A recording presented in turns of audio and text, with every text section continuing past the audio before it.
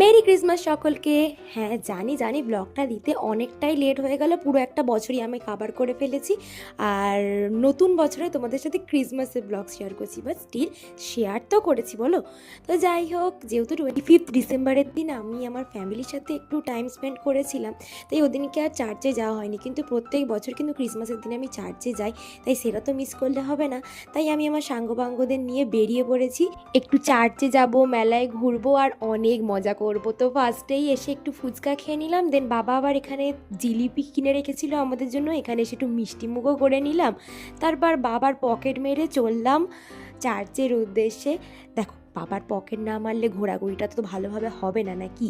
যাই হোক, সকলে মিলে চলে এসেছি চার্চে।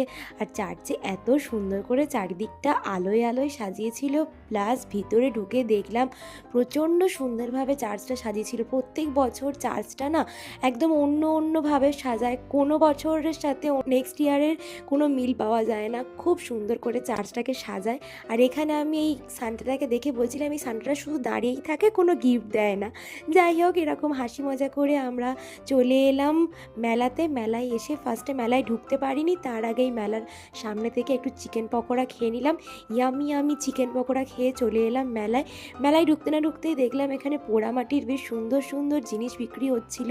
আমার খুব ইচ্ছা করছিল এই রাধাকৃষ্ণের মূর্তিটা নেওয়ার, কিন্তু প্রচণ্ড দাম ছিল জানো তো, তাই জন্য পছন্দ হলেও আমি আর নিইনি। তো তারপর ঢুকে গেলাম মেলার ভিতরে। মেলায় এসে আমরা কী কী করলাম আসছে নেক্সট পার্টে, দেখতে থাকো, বাই।